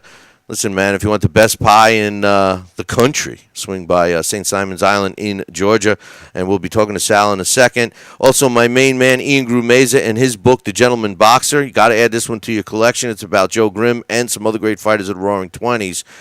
Check out Ian's website, www.iongrumeza.com, Ian Grumeza, or just visit our website, www.BillyCBoxing.com. Click the Gentleman Boxer banner. And, of course, everybody loves the titty grab game. Check it out, www.tittygrab.com. And speaking of grabbing titties, joining us right now is my main man, Sal Senecola. What's up, brother? Hey, how you doing, Billy C? I'm doing good. I finally feel like I can breathe after you guys stuffed me down at your restaurant a couple of days ago. What's going on, man? Well, I'm glad you enjoyed it. It's great to have you visit us again, and thank you so much for stopping by on your way to Florida. Hey, listen. Keeping busy. Go ahead. I said, listen. I'm going to get your thoughts on the big fight tomorrow, but you're going to be joining us, right? You're going to be with us for the big event tomorrow, right? You're coming down to Miller's Ale House in Coral Springs, correct? I am. I'm going to be leaving early in the morning, and we'll be driving down with Kayla, and we'll be coming down and having a great time. Good. That means I win the bet with your buddy John. You know, he's still saying you're not going to make it. So I said you are. I'd hate to say it ain't over until it's over, but we'll see. I got a 500-mile drive, but we'll be there. You see, now he's laughing. He thinks the odds are going up in his favor. You just gave him some hope, man. I did. Hey, wait. I did that on purpose. That's the Jersey angler I am. You know, I'm going to bet on my own bet here. There you go. Well, we're looking forward to it. We got a great place here at the Miller's Ale House, and we're going to have a nice setup. We're going to go on air starting around 8:00 p.m. Eastern Time, and then just pretty much stay on air all through the fights, and we're going to re-show your record-breaking fight, which I wanted to ask you about right now. You have officially, we all knew you broke the Guinness Book of World Records with the longest successful comeback in professional boxing history, but you actually got the citation and the paperwork and all of that, so it's a done deal. You are the guy. It's a record I doubt will ever be broken, which is a pretty good accomplishment because records usually are made to be broken. I don't think this one will be. What's your thoughts? I know you had many, many thoughts throughout that whole campaign, but now that you've had a couple of months for it to settle in, plus you have the official certificate and all of that, what's it like to have accomplished such a great feat? You know, Billy, it still humbles me. The whole concept and the whole thought of what we all were part of with my comeback. You know, it's something I had the fire in the belly ever since I left the ring. I had the fire in the belly my whole life to succeed. And, you know, fortunately, boxing was the channel, was the avenue I wanted to pursue and develop and hone in. And, you know, when I walked away from the game 26 years ago, or 25 years ago, I did it with a bittersweet ending, and that's why I always felt I had an unfulfilled promise to myself to do something great in the game and try to fulfill my childhood dream. And short of having a championship shot at the title, you know, you have to look at what might fill some of the voids, and at least coming back and proving and showing that I still have the ability to think about a smart fight and to execute defense as well as offense, and you know, especially in the condition I was in, it was great to work up and to feel that the muscle memory and the lungs and everything else just kicked right back in. And you know, I knew right when I went through the ropes that to my old song Rocky coming into the ring, I felt, boy, I'm at home. I'm right where I should be, and it was like putting on my old favorite suit. And I'm just glad everything worked out the way I planned it to. Now, with the record itself, was that icing on the cake, Sal, or you know, was that something? I mean, you weren't thinking about the record when you first started this, right? No, I never even knew. You know, I think one of the the gentlemen of the game, our good friend Henry Hascup, the president of the New Jersey Boxing Hall of Fame, which I had the honor of being inducted in last year. I think that was a lot of his homework, along with the work of you and John, and cumulatively a lot of people's input. And to find out that I broke the boxing record and the Guinness Book of Records right there was a real accomplishment that I didn't set out to do that. And it was just icing on the cake in a sense. I really just wanted him to come back against an active pro who, as we know, were about 20 years younger than I was, and just execute what I know how to do best, and that's fight. That's box. That's punch. That's doing all things that I've been trained by some of the best trainers in the world from a young age on. And I thought of everybody going to that fight that had their input and working with me. From one of my early trainers, Ali Stoltz, who was a great lightweight contender back when he fought Chucky Wright, Bob Montgomery, Bo Jack, and he taught me a lot of my defensive skills. Training with him early on in Gleason's gym when Ira Becker had it, Bruce, and 30th Street and 8th Avenue, and training with all the guys there, Wilfredo Benitez, Billy Costello. I used to spar with all these guys. And there was Victor Valley in the gym, and it was just a great time. Roberto Duran I'd spar over there, and then having Don Turner in my corner training me for some of my big fights, and Johnny Torres, Lou Dove even trained me, and of course Richie Giacchetti. So I had some of the best trainers in the world, and I evolved, and I had my own style. I was a puncher boxer, and I had the defensive skills. I sparred hundreds of rounds with Vinny Pazienza, with Aaron Pryor. I mean, I was in the ring with the best of them, and I took away everything that I could learn from them and pick it up and utilize it in my own style, and take the best of what I felt was going to be mine and I could own. And so, it's funny. By the time you learn how to really fight, it's time to retire in most cases. But this was where I wanted to execute my learned craft and just do it again because I knew I could. My body was always in great shape. I never abused my body. Always stayed in shape, cardiovascular-wise. I'd run. I'd do whatever I could do. And it proved to be true. I always feel like I'm 26 years old, 25 years old. The way I work in 18, 22 hours a day in a pizzeria is the same thing. So, the mind does have a lot of positive effect on the body. I hate to tell you, brother, but you sing like you're 75 years old. So, Forget about it. You may act and feel like you're in your 20s, but you sing like you're 100 years old. Come on, man. But hey, wait a minute. That's because you hear me sing some of the Frank and some of the Dean. No, that's because they're pumping me with drinks at the bar, and after a while, it all sounds the same. But we got a big fight. We got a big fight tomorrow, and I know you're going to be here scoring it with us and everything else. But preliminarily here, while we got you on the phone. How do you see this fight going? I mean, we got Floyd Mayweather, who's regarded as the best pound-for-pound fighter out there today, and he's going up against a really quality young fighter. It's a classic youth versus age match, except in this particular fight, the older guy is the big favorite. Who do you like in this fight, and how do you see it going? Well, you just said two big things there. You have a young buck like this. He's going to be full of all the enthusiasm and all the anticipation and all the big golden ring that he's going to go grab tomorrow night or try to, and do it without fear. And then you have the old veteran who's got the experience. And, I'll tell you what, Billy, even my fight just 4 months ago, the experience comes into play because you've been there, done that. Now, this kid, at 22, he's got a world of experience already, but he's going to think like a 22-year-old, maybe not like a 30-something-year-old. And that's good, bad, or indifferent, but that's years of experience and learned how knowledge. I don't know if either fighter's ever really been hurt. I think that it was a question of one of the fights that Mayweather had in the second round when he took a good shot from, what's the name of the fighter? I forgot his name. Mosley, Sugar Shane Mosley. Sugar Shane Mosley. I think he hurt him, and he weathered the storm. And Mosley, for whatever reason, didn't capitalize on what he could have done that night. But I think that Mayweather, if he's going to stick and move and be quick and box smart, he's going to probably just try to outbox this guy and catch him where he can. And one of the things I do appreciate about watching a Mayweather is, one of my favorite heavyweights was Muhammad Ali, self-proclaimed greatest fighter of all time.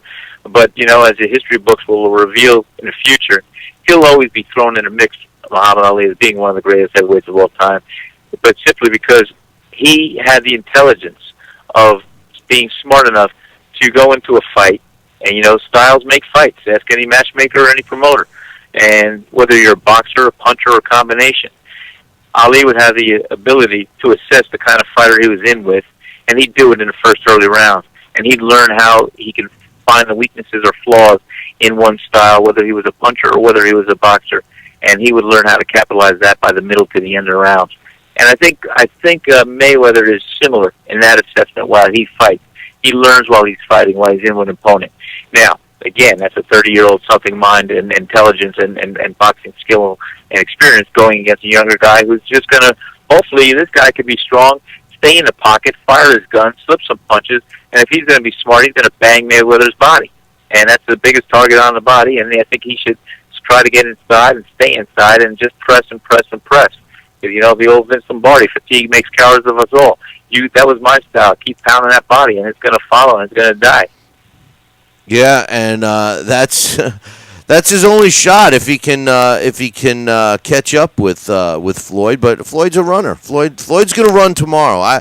A lot of his fans and his followers, I should say, because they're more like a cult. They think that he's gonna, he's developed punching power. He's worked on speed. He's worked on this. It's come on, man. He can't develop punching power. The only way you can develop punching power is if you change the delivery of your punch. And he's not going to change. He's not going to stand there. He's not going to stand there. So we will see. But anyway, hey Sal, I appreciate you taking some time and stopping by. And we will. I'm looking forward to not only seeing you tomorrow, but winning the bet with John and having you sit with us and score the fight. And we're gonna have some fun, man. We're gonna be together for a while, and we'll have a good time, man. Hey, if you could slip a couple of slices in your car, why don't you bring them down too, man? Come on. You never know. I might bring down a whole slew of pies. Let's see. I'm still a boxer. Now I just box pizza. There you go, my man. I look forward to seeing you again tomorrow. Me too, my friend. Thank you, gentlemen. You have a great night, and it's a great opportunity to always be with you. Thank you. All right, Sal, you're the man. Sal Sinicola holds the record of the longest successful comeback in boxing history. Hey, let me give you an update. We got the guys in the chat room are, talk about a ticker tape, man. I feel like, we're right on the cusp because of you guys in the chat room keeping us up to speed. For everybody listening that's not watching the weigh-in, Danny Garcia and Lucas Matisse both have weighed in, and here's the situation. Matisse got on the scale, weighed 140 on the nose. Danny Garcia got on the scale. He weighed 140.5. Then he mysteriously got off the scale, got right back on it, and it weighed 140 on the nose, and he guzzled down some water, and everything's cool. So that was that. And the guys in the chat room are trying to tell me that, a triple beam scale is better than a digital scale. No. It's not, and that's why he probably weighed perfect the second time, because they moved that little knob a little bit, so he weighed in at 140. But nonetheless, the fight is on. I'll keep you posted. Joining us right now is my man Scotty Krause. Hey, Scott, sorry we're running late. What's going on, man? Hey, that's no problem. I wish I had one of those scales that every time I stepped on it, I lost weight. That'd be perfect. Yeah, I have the scale that when I step on it, I find weight. So other people lose it and I find it. I got that old scale that says, "Come on, one of you guys got to get off." But anyway, it create groans when you step on it. Yeah, right. Yeah, that's like the famous line I said to a guy named Scotty Krause one time. Hey, what size are you? Triple X? What size you need? Triple X? What? With the you got so mad at me that day when I didn't say triple X. I said, what are you? I say, what are you, an XL? You went, what's that supposed to mean? What do you mean I'm an XL? What are you talking about? But anyway, Scott, I know you're in the middle of some stuff, and We're running late, but listen, we've been beating this fight to death. It's finally here, my man. Two big fights I want to get your thoughts on, of course. I want, first of all, this whole thing, and you mentioned it the other day. You referred to the devil looking a little like me on your shoulder, but I can't get that out of my mind. And the more I think of it, I have never wavered on this fight at all since we started talking about it. I have said from day one that Mayweather was going to win this fight easy. I am not sure. I don't even know what my official pick is going to be that I'm going to give here in a little while. What's your thoughts on it, man? It's funny, Bill, because I mentioned to you, I'm going to be over someone's house. There's going to be the same 15 guys that we usually watch these pay-per-views with. And when I texted them today, one of them texted me back, and he said, do you think there's any possibility of politics getting in the way and somehow Alvarez winning so that the rematch can make all this money? I haven't talked to him before that. It was kind of funny. He kind of thought of that on his own. It's not just you, with your little pitchfork making those claims, or me kind of following you around on that and sort of piggybacking that. There are people talking about that. It's certainly something you have to consider. This is boxing, and we're talking a lot of money. So it's really hard for me to not think there might be some shenanigans and Alvarez win a controversial decision and then a big rematch. But let's just hope for the best and hope that we're just a couple of conspiracy theorists here, where that everything's going to be as it should be. If that's the case, then from day one as well, I think it's a legitimate fight. I think Alvarez is a legitimate opponent. I think he's a tough guy. I think he's a good fighter. I think with his youth, his power, he's got hand speed, and his youth is, by youth I mean he hasn't lost. He doesn't know what that's like. He's brimming with confidence. He really believes he can beat Mayweather. Mayweather's going to have to prove to him that he can't. He's going to have to be humbled if he's not as good as Mayweather and can't beat him. But in his mind, I'm sure that youthful zeal has him believing that he's going to win this fight. And he's probably in great shape. I like him a lot, but I just think Mayweather is a much better fighter. And I think unless Alvarez can connect, unless he can catch him somehow. And to catch him, he's got to throw combinations. He's got to use the jab, obviously, and he's got to throw combinations. He can't respond with one punch. He can't get lured or lulled into the kind of fight Mayweather wants him to fight. He's got to fight an active fight. He's got to be smart, and he's got to throw punches, and he's got to throw combinations. Mix up his punches. Do not become predictable, or Mayweather will counterpunch him all night and eat him up. That's his only chance. But I just think Mayweather he just has too much talent, too much skill for Alvarez. I think he's going to make Alvarez miss early. I think he's going to make him frustrated. I think Alvarez will fall into the trap of trying to outthink him, and what do I do? My strategy's not working. Plan A is not working. Do I just keep going after him, or do I try something different? He's going to get him thinking midway through the fight, and I think that Mayweather's going to win this fight. 8 rounds to 4 is about what I think. 8-4, maybe 9-3. I just think he's that talented and that much better than Alvarez. Hopefully, we'll get a good fight. Hopefully, we'll get a fight that's clean. The decision is one that is a good one. But in the back of my mind, if it's not, hey, we've already talked about it. It wouldn't shock me. It wouldn't surprise me. And it certainly won't surprise me if at least one of the judges has Alvarez winning, regardless of what we see happen in this fight. Well, let me give you an update that I know you don't know the answer to. They just weighed in. Canelo weighed 152. on the nose. He weighed 152 on the nose. He made the weight. Everybody's there's over 12,000 people at the weigh-in right now. Floyd Mayweather weighed in. He weighed 150.5 pounds. Floyd's trying to do a stare down and all of this crap, and Canelo's laughing at him. Listen, I said this in the last fight when Floyd fought Robert the Ghost Guerrero. I thought that Robert the Ghost Guerrero was getting into Floyd's head because Floyd couldn't get into Ghost's head. But I believe that that's the case right now. Every publicity shot I've seen over the last 2 weeks, Floyd is trying his hardest, and Canelo is like, I'm really starting. I tell you right now, I'm really starting to, and you know I have my wish list, but I'm really starting to think that this is one of those, when nobody in the world thinks that this guy's got a chance, it's one of those upsets. I don't know. What's your thoughts on the weights? Well, obviously Canelo had to make 152. He made it, so that's good. He'll rehydrate, and he'll come in, obviously, much heavier tomorrow night. Mayweather, that's about he gets to come in at the weight that he's comfortable at, and I hate catch weights. I think it's hypocritical that Mayweather makes fun of Pacquiao for the catch weights, and now he comes in and he wants a catch weight. But nonetheless, that's the way it is. Alvarez agreed to it. That's in the contract, so he made the weight. I don't know that it'll mean anything. I think Alvarez will be fine.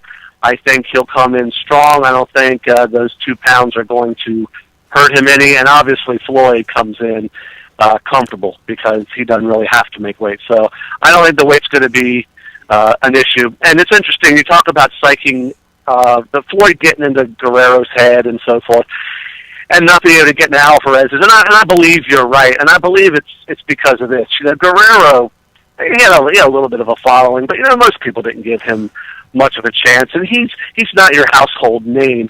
Alvarez, at least in Mexico, he is your household name. He's got followers, he's got fans, and because of that, I think it's a lot harder for Mayweather to get into his head, because Alvarez doesn't feel like it's him against the world, like maybe Guerrero might have felt, or Victor Ortiz might have felt, or some of these other guys. Alvarez, even though the experts, the boxing experts, the pundits, aren't picking Alvarez, they're overwhelmingly picking Mayweather. The fans, it seems, there's a lot of people thinking, hey, this kid has a chance. This kid, he's got to be popular for a reason. So, maybe he's, this fight's so big because this kid's got a chance. A lot of people are believing he's got a chance. And I think Alvarez truly believes that he is in Mayweather's league, and I don't think he's intimidated, and I don't think Mayweather's getting to him or getting in his head because he has such a following. And it's not like he feels, hey, it's me against the world. He probably feels like, look, I got as much of a following, if not more, than you do. You're the one that needs to worry. I think that helps when you have so many people behind you and you've already achieved so much like Alvarez has achieved, legitimate or not. His fans believe him to be, the next great thing. So I think that gives him confidence, and I don't think Mayweather's getting in his head. I don't think that matters in the fight, though. I still just think Mayweather, he has the style, he has the skill. One of these days, you and I know, he's going to get in the ring, if he fights long enough, and that those lightning-quick reflexes aren't going to be there. And that's the fight. That's the night it's going to get interesting. Will this be the night? Could be. I'm saying it's not going to be. I just think Mayweather wins clearly and hopefully correctly.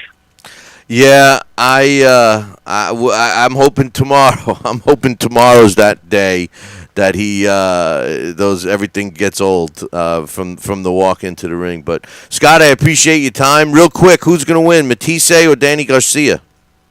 Matisse by knockout. Yeah. I've liked him from in this fight from day one. I think Garcia is a good fighter, but I think he's got a little attitude in him. And I think he's heard so much about Matisse's power, and everyone's afraid of him, and he's going to get knocked out. I would be afraid that he's going in that ring, and in his mind he's thinking, I'm going to show you, and that's the worst thing he can think, is to get in there and get that Philly toughness and get into a fight with Matisse. He needs to be smart. If he fights a smart fight, maybe he can pull it off. But if he goes in there and says, you know what, I'm going to show you who is the power puncher, I'm going to show you I'm not afraid, then I think it's going to be a short night. I like Matisse by KO either way. And you know, I'll add something to that. You know, even if he fights the smart fight, the boxing fight, the technically sound fight, Matisse, out of all the power punchers that are active today, he's the best, it seems, against those technical fighters. I think he won both the fights he lost against technical fighters. So it's going to be a tough night for Danny, and I'm a big fan of Danny Garcia. So anyway, hey, Scott, if you get a chance tomorrow, call us from your fight party. We'd love to put your fight party on air with us, at least to get everybody's thoughts while we're live. We're going to be doing some fun stuff tomorrow night. Well, maybe I can call in and pass the phone around, and if that's what you want, you can get some boxing fans' opinions of the fight. Sounds good, man. We'll talk to you. Phil. We'll talk to you then. All right, enjoy it. Have a great evening, and all the boxing fans out there listening. I just hope everyone enjoys it. All right, brother. Take care. That's Scotty Krause. You can catch him on Wednesdays and Fridays on the Talking Boxing with Billy C show. And John, what's on your mind? I got to tell you honestly. They just said that, and this is a first that I've ever seen in boxing, the people were out there at midnight, something like several thousand people at midnight waiting to get into the arena here for a weigh-in. That just tells you how big this fight is. And I've been to some of the biggest fights, you have too. I don't recall anybody waiting in line at midnight 12 hours before the fight to get into the arena to watch the weigh-in. That's insane. Crazy. Well, you know, this backs up what I'm telling you.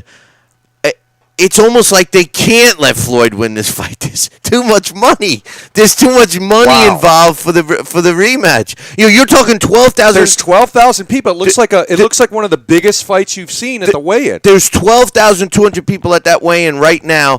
The stadium is configured for what? 16,000. Is this the MGM Grand? Yeah. Is the weigh-in in the MGM Grand? It's because it doesn't look like it. It looks like configured differently. Yeah, they put stands up differently. Yeah. But I mean, that's unbelievable. Unbelievable. Wow. But anyway, hey, listen, we're going to take a short break. When I come back, I'm going to give you my official picks. I'm going to break down the fights. I'm going to give you my official picks, and we may have time to open up the phone line. As a matter of fact, I'll give you my picks pretty quick, and then we'll open up the phone lines for your final thoughts. But you got to make it quick.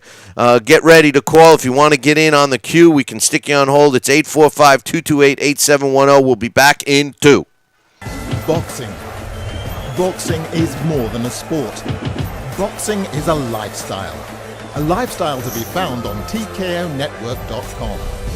TKO Network delivers free boxing action from around the globe to your computer, tablet, smart TV, and smartphone. TKO Network offers viewers a variety of original programs. TKO Network, the world's ringside seat. Coming soon.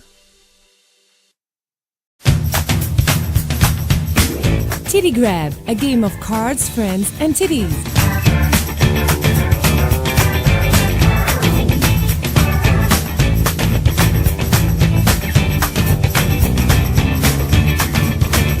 When you spot a match, grab that titty fast. No foreplay required.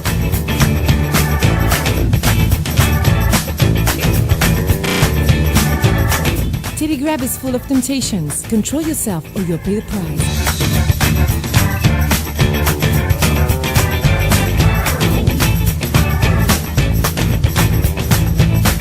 Get rid of all your cards to win the game. Titty Grab. Grabbing a titty has never been this much fun.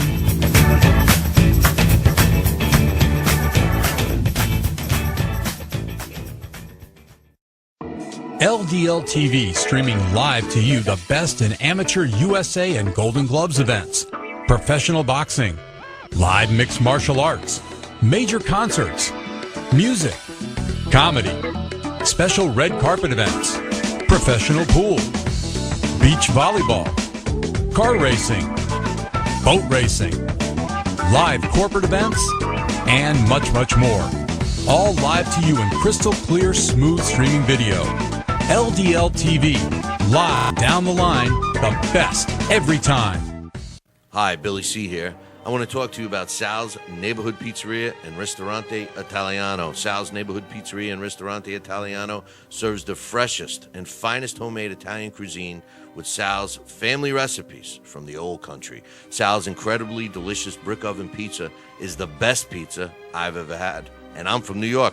Come join us today on St. Simon's Island in the beautiful Golden Isles of Georgia. We're located at exit 29 off of I-95. Sal's is open for lunch and dinner Monday through Saturday, with private parties available on Sundays. For more information, call 912-268-2328 or go to salsneighborhoodpizzeria.com. Sal's Neighborhood Pizzeria and Ristorante Italiano, where new faces become old friends, and our family tradition is to serve you the very best. As a young boy, all Billy C dreamed about was one day having his own catchphrase. And we're back. And we're back. One boy, one dream, one day, everyone will say. And we're back. And we're back. And we're back. And we're back. And we're back. And we're back. Catchphrase coming soon to a theater near you.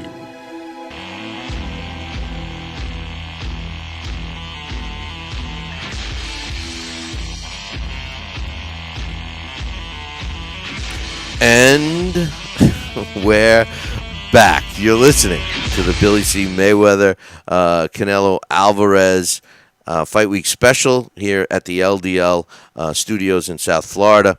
This special week is being brought to us in part by the TKO Network. Check them out, www.tkonetwork.com. Follow them on Twitter at the TKO Network, and friend them on Facebook at the TKO Network. Also, the show's being brought to you in part by Sal's Neighborhood Pizzeria. Check that out if you're in St. Simon's Island. All I can tell you is it's the best pizza I've had. So definitely check that one out. And we'll have Sal with us tomorrow, as long as he sticks through his bet. And we'll get all the information about that. And don't forget about my man Ian Grumeza and his great book, The Gentleman Boxer, about Joe Grimm and other great fighters of the Roaring '20s. Get yourself a copy by visiting our website, www.BillyCBoxing.com. Click on one of the banners that say The Gentleman Boxer. If you like signed copies of books, drop me an email, Billy@TalkinBoxing. That's TalkinBoxing.com. We got the phone lines open. If you want to give us your final thoughts on the fight, 845-228-8710. But first, I'm going to give you my predictions. I'm going to pick the fights that are on the pay-per-view only. I know we got the challenge going on and all of that, but let me break down the fights. First, Ashley Theophane is going up against Pablo Cizzo Cano. Ashley Theophane is a former British junior welterweight champion. He's got a record of 33 wins, 10 coming by knockout, and he's got 5 losses, never been stopped, and he's got a draw. He's 33 years old. He's got a 67-inch reach. He's 5'7", and he's ranked number 55 in the world by the computer in the welterweight division. He's got some experience in the ring, 246 rounds, only a 26% knockout ratio. Now, he's been in there with some tough fighters, there's no question about it, and he's also been fighting over here in the United States for a little bit and training and everything else. So he's an accomplished fighter, and I've gotten to see him fight several times. I like Ashley Theophane. But my big knock on him is sometimes he gets lackadaisical in the ring. I used to work with a middleweight that was a killer in the gym, and then when he fought during the fight, if a fighter hit him once, he would return the favor and hit his opponent once, and he lost a lot of close decisions that way. And those 5 losses with Ashley Theophane were very similar to that problem that my man had. And Pablo Cizzo Cano, this is a guy that I thought so much of after he fought Eric Morales. He was winning that fight back in 2011. and then just totally ran out of gas. And he was outboxing Eric Morales, and then ran out of gas, and then just stood right in front of Morales and ultimately was stopped. He's got a record of 26 wins, 20 coming by knockout. 3 losses with only 1 stop, which was in that fight against Eric Morales. He does have a draw. He's only 23 years old. Now, in the welterweight division, the computer ranks him at number 26. He's 5'9" with a 70-inch reach. He's got 135 rounds as a pro with a 67% knockout ratio. Now, he's lost his last 2 fights in a row, one against Sugar Shane Mosley and the other against Paulie Malignaggi when he lost his title. Now, he won the World Junior Welterweight title against Johan Perez back in 2012. My problem in this fight is I don't know which Pablo Cesar Cano is going to show up. Ashley Theophane can definitely fight, but I really think that Pablo Cesar Cano is the more talented fighter. I think this is a 50-50 fight, and it's not on our challenge. And as much as I like Ashley Theophane, I think Pablo Cesar Cano is going to right the ship. He's fought some tough opposition in his last several fights going all the way back to 2011. Not that Ashley Theophane hasn't, but the main reason why I'm going with Cano in this fight is Theophane has lost to some marginal fighters. And I think that is going to be the difference in this fight. Even though he's been working with Mayweather, I'm picking Pablo Cesar Cano. The next fight is one that I'm shocked that some people actually think this is going to be a good fight. Carlos Molina against Ishii Smith. This is going to be a tactful fight. Both fighters are very cautious fighters. They like to counterpunch and everything else. Very similar styles. Carlos Molina, 21 wins, 6 losses. 21 wins, 6 coming by knockout. He's got 5 losses. He's never been stopped. He's got a couple of draws. Now, he's ranked in the junior middleweight division by the computer at number 2. He's 30 years old. He's got a 70-inch reach, 5'9" tall, 203 rounds as a pro with a 21% knockout ratio. He's been in there with some talented fighters, and he's beaten some talented fighters like Corey Spinks and also Kermit Cintron. You got to give Cintron some credit. Ed Paradis, Danny Perez, to name a few. He lost via a DQ against James Kirkland, which was kind of an iffy fight. He's a real slickster in the ring. I like him. Now, he steps in with Ishii Smith. Now, I like Ishii Smith. Don't get me wrong. He's currently the IBF junior middleweight champ. But in my opinion, even though he is the champion, he is ranked at number 5 in the world in the junior middleweight division. He is the only, this is a mind-boggling statistic, but he's the only native Las Vegan to ever win a world title, which is shocking considering how many fights are in Las Vegas. 5'10", 71-inch reach, 178 rounds as a pro with a 37% knockout ratio, 25 wins, 11 coming by knockout. He too has 5 losses, has never been stopped. Listen, his biggest fight of his career had to be his last fight when he beat Cornelius Canine Bundridge in a majority decision. I'm not even sure that it should have been a majority decision. I thought he dominated that fight. Who's going to win this fight? I think Ishii Smith's reign as a champion will end tomorrow night. I think that Carlos Molina will win the fight. Now, the only negative about this is Ishii Smith is with Team Mayweather, and I believe that Carlos Molina has to put on a near-perfect performance to beat Ishii Smith, which I think he will do. I'm picking Carlos Molina in this fight. Okay, now we're down to the last 2 big fights of the weekend. First and foremost, Lucas Matisse going up against Danny Garcia. Matisse is the interim WBC junior welterweight champion. He's got a record of 34 wins, 32 coming by knockout. He's got 2 losses, never been stopped, and both those losses are questionable. One against Devon Alexander and one against Zab Judah. Both with split decision losses, and I believe that He won both of those fights. He's 30 years old. He's ranked number 1 in the junior welterweight division. He's got a 69-inch reach, 5'6.5 inches tall, 129 rounds as a pro with an 86% knockout ratio. Now, he's a power puncher, but he knows how to fight boxers. There's no question about it. Now, he steps in with Danny Garcia. Most people look at Danny Garcia as a power puncher, but Danny Garcia is also a very good boxer. He's currently the WBC and WBA World Junior Welterweight champ. But here's an interesting stat. He's ranked behind Lucas Matisse by the computer. He's ranked at number 2. He's 26-0 with 16 knockouts, 5'8.5 inches tall, 68.5 inches reach, 140 rounds as a pro. His last fight against Zab Judah, he looked really good, except he kind of ran out of gas a little bit. Who's going to win this fight? Listen, I love Danny Garcia. I have a feeling that he's going to try and outbox Lucas Matisse in this fight. The problem is Lucas Matisse knows how to out-punch a boxer. Then I think what's going to happen is they're going to go to plan B. I say they, meaning Team Garcia, and they're going to try to out-slug a slugger, and that's where they're going to lose the fight. I'm picking Lucas Matisse. Even though I love Danny Garcia, I'm picking Lucas Matisse to win this fight. Finally, the big fight, we're all excited about it, and Saul Canelo Alvarez currently is the WBC and WBA junior middleweight champion. He steps in with Floyd Mayweather Jr. Canelo Alvarez got a record of 42 wins, 30 coming by knockout. He's got no losses. He's got a draw. He's ranked at number 1 in the world at the junior middleweight division. He just turned 23 years old. He's 5'9", 70.5 inches tall, 277 rounds as a pro with a 70% knockout ratio. His biggest fight, really, to date, in my opinion, against the best opposition was his last fight against Austin Trout. He looked a little iffy at times in that fight, but he won a unanimous decision. He steps in the ring with a pound-for-pound top fighter of today anyway, and I think when it's all said and done, he will be in the conversation as a top 10 all-time great. Definitely not, in my opinion, the greatest, but up there.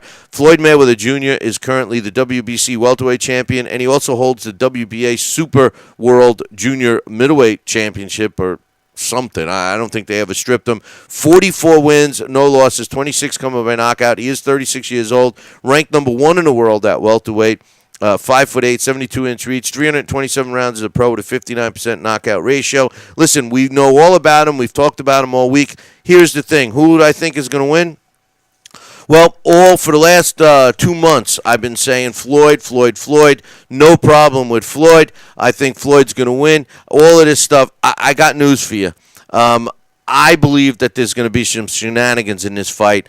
I don't think Floyd can knock out Saul Alvarez, and that's what he's got to do to win this fight. It's not going to happen. I'm picking Canelo Alvarez. I'm picking an upset. I didn't think I was going to do it, but I'm picking Canelo Alvarez. He weighed in at 152. He is not being out-mentaled by Floyd. I think Floyd is a little more nervous than what we thought. I'm picking Canelo Alvarez in the biggest upset in boxing. We'll see the rematch, and it will be the biggest grossing fight in the history of the sport. I'm picking an upset, Canelo Alvarez. Listen, we got somebody on the phone line. What's your name? Where are you calling from?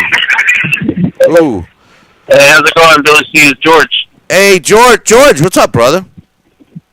I'm down in Florida celebrating my nephew's birthday, so just wanted to call in and get my position on the fight. You're down in Florida. Where are you? Right now I'm in Lake Worth. How is that? Yeah. Why don't you? We're going to be doing. Or are you going to be around tomorrow for the fight? No, I'm here in Florida. I'll be watching at a theater probably. I'm here in Florida, and we're watching it we're going to be in Coral Springs. Why don't you come down and watch it with us, man? I already bought tickets for the theater, man. Oh. I'm taking a bunch of people with me. Oh, well, it's too bad, man. It would have been great to have you here. But what's your thoughts on the fight? I just went against my whole thing for the last 2 months. I figured Mayweather. But to be honest with you, George, I'm thinking that there's just so much money. I have a feeling they're going to rob Floyd. I think it's going to be a really controversial decision, and I don't know, man. What do you think? How do you think it's going to go? A typical Floyd fight? I'm a Floyd fan, but I'm a little nervous about that too. I'm just saying that Floyd, he can't make it a close fight like he did against De La Hoya. He has to really. I know he's going to take the first couple of rounds off, but he has to put the pedal to the metal from round 3 and on, because if it's anywhere close in the cards, I agree with you. I think they might rob him. I think they might give it to Canelo. And they know that there's a lot of money in the rematch. That's the only way that we'll see a rematch, because if Floyd wins, he moves on to better things. Unless, it's really, really a close fight and he happens to win. To be honest, Canelo looked really strong at the weigh-in. He didn't look weak. He looked pretty healthy. Floyd's always in shape, so that's not a problem. But my worry, again, if it's a close fight, that they might rob him. I'm still going with Floyd by unanimous decision. Actually, for a split decision.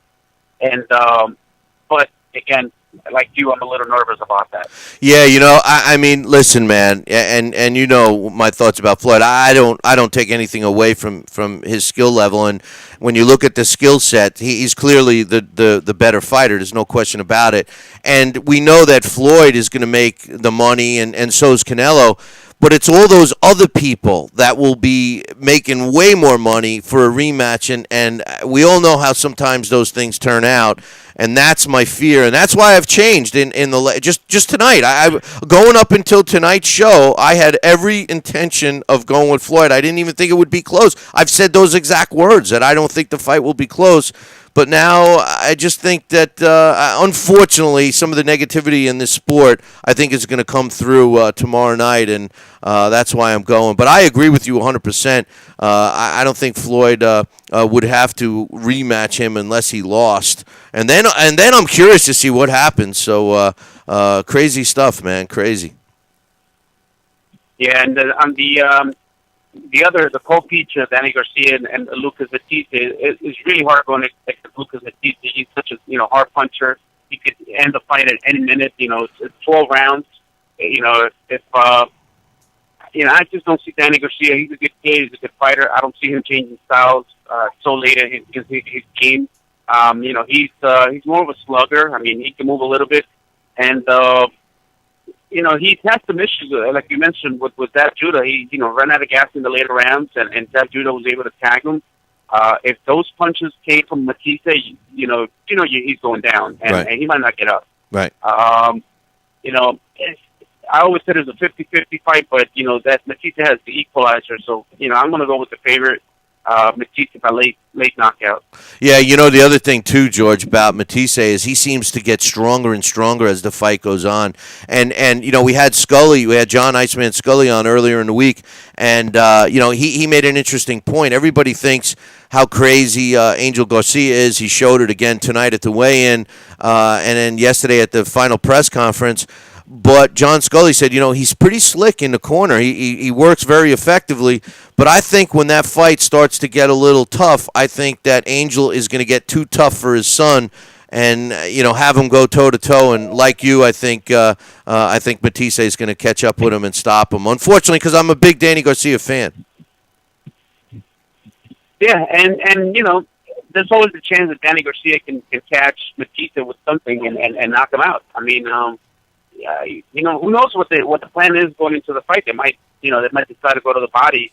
It happened with Amir Khan and Maidana. Amir Khan hit Maidana with a bloody punch. I didn't think Maidana was going to get up, and they might go for that because Batista has a pretty good chin. So they said, you know what, let's take a chance, go to the body, and see how that works out. Well, George, enjoy your time in Florida. I appreciate you calling in. Give my best to Vicky, and hope to see you ringside soon, my man. All right, my friend. Good luck. All right, take care. That's my man, George. Check out, he's one of the best photographers in the business. Geo Images is his company. You see some of his good shots throughout the boxing world and websites and stuff, so check it out. But what do you think, John? I pulled the trigger. I'm looking at Jay Christmas says the WBC belt says Mexico on the front. It does. That was a killer. That was one of the things I saw. But didn't the older versions used to say Mexico on them? I'm thinking not the way this one does. Maybe in fine print. This belt has Mexico prominently displayed on the belt. Well, it's got a Mexican flag on the all in colors, all in there. Mexico? Right underneath the WBC. Well, listen. Like you said, I'm telling shenanigans are abound. You know what? I'm shocked that the words came out of my mouth that I ended up going with Canelo at the last minute here. I've been saying Floyd the whole time. But anyway, we got another caller on the line. What's your name? Where are you calling from? I just wanted you to repeat that one more time. Who are you picking? I know. This is Dax Khan on the line. I don't know. They gave me a Red Bull. They gave me a Red Bull, and I don't even know what's going on anymore. I picked Canelo. I think Canelo is going to win the fight. I don't know if he's going to legitimately win the fight, but he's going to win the fight on the scorecards tomorrow night.